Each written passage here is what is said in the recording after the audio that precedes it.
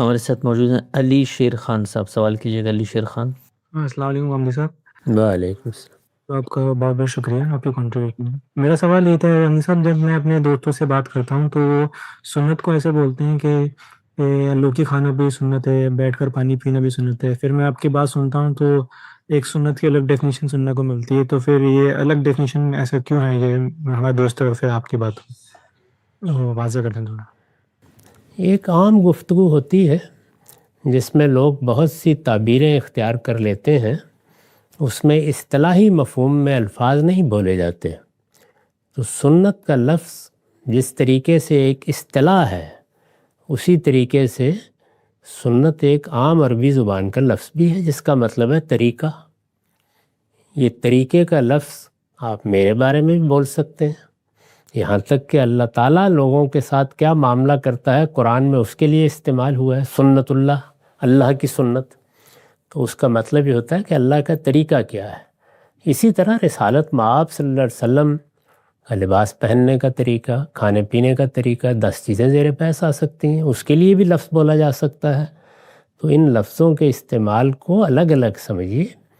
میرے ہاں یا علمی دنیا میں جو سنت کا لفظ ہے وہ یہ تقاضا کرتا ہے کہ متعین کر کے بتایا جائے کہ دین کے ماخذ کی حیثیت سے جب سنت کا لفظ ہم بولتے ہیں تو اس سے کیا مراد ہے. اس کو میں نے متعین بھی کر دیا ہے، بتا بھی دیا ہے، اس کی ایک فہرست بھی سامنے رکھتی ہے. اس کے اصول بھی بالکل 2 اور 2 4 کے طریقے سے اپنی کتاب میزان میں بیان کر دیے ہیں کہ اس کو آپ کیسے الگ کر سکتے ہیں. یعنی رسول اللہ کا جو طریقہ بیان ہوا ہے جس میں ظاہر ہے کہ آپ کی عادات بھی بیان ہوئی ہیں، آپ کے زمانے کے تمدنی حالات بھی بیان ہوئے ہیں، ان سب چیزوں کو سامنے رکھ کر آپ اس میں سے دین کے ماخذ کی حیثیت سے جو چیزیں سنت سے ہمیں ملی ہیں ان کو کیسے الگ کر سکتے ہیں. تو وہ 7 اصول ہیں، وہ بھی آپ پڑھ لیجئے. تو یہ دونوں چیزیں الگ الگ سمجھنی چاہیے، یعنی لفظ کا عام استعمال اور لفظ کا اصطلاحی استعمال.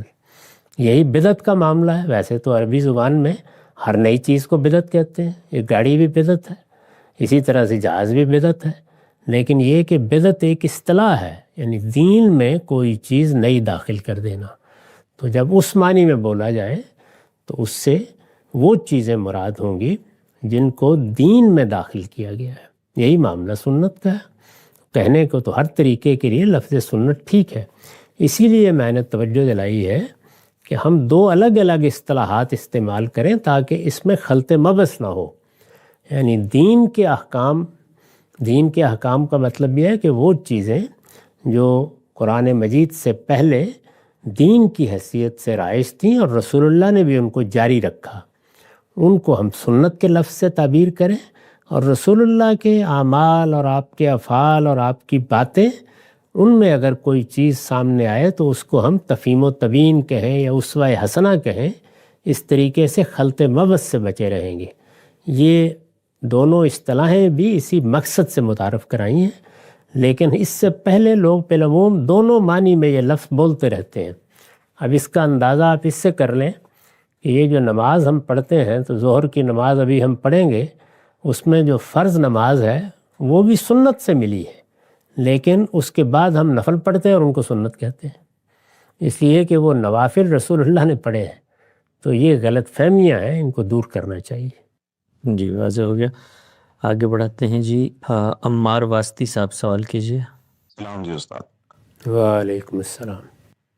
اچھا استاد، یہ میں ویسے تو سامعین میں بیٹھا ہوا تھا، میرا کوئی سوال نہیں تھا، لیکن سوال سے سوال نکل آیا. وہ بھائی نے ایک سوال کیا سنت کے حوالے سے.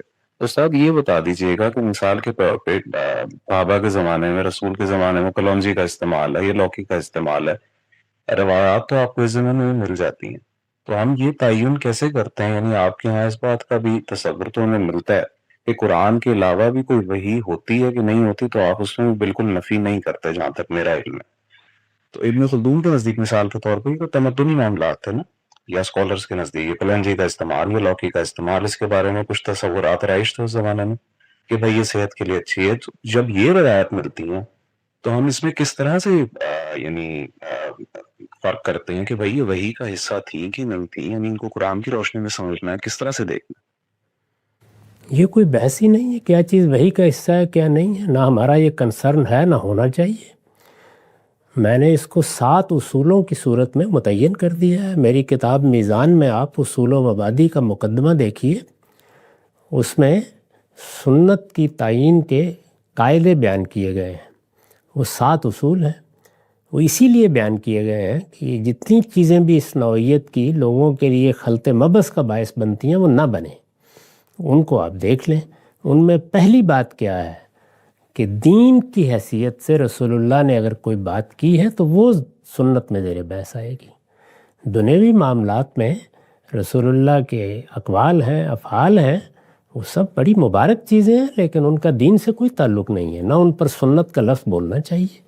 پہلی بنیادی چیز یہی ہے۔ رسالت میں آپ صلی اللہ علیہ وسلم اپنے زمانے کے لحاظ سے لباس پہنتے تھے، کچھ چیزیں پسند کرتے تھے، آپ کے کھانے میں بھی بعض چیزیں انتخاب تھیں، وہ سب چیزیں آپ کی سیرت کا حصہ ہیں، آپ کی شخصیت کے پہلو سے وہ زیر بحث بھی رہتی ہیں، بیان بھی کی جاتی ہیں، لیکن دین کی حیثیت سے آپ نے کیا چیز جاری کی اس کو متعین کرنا چاہیے۔ وہ بالکل ڈسٹنکٹ، بالکل الگ، بالکل متعین موجود ہوتی ہے، اسی کو میں نے پھر اصولوں کی روشنی میں بتا دیا ہے کہ ایسے متعین ہوگی، اور پھر متعین کرنے کے اصول بھی بیان کیے ہیں اور خود متعین کر کے ان کی ایک فہرست بھی آپ کے سامنے رکھ دی ہے۔ جی سوال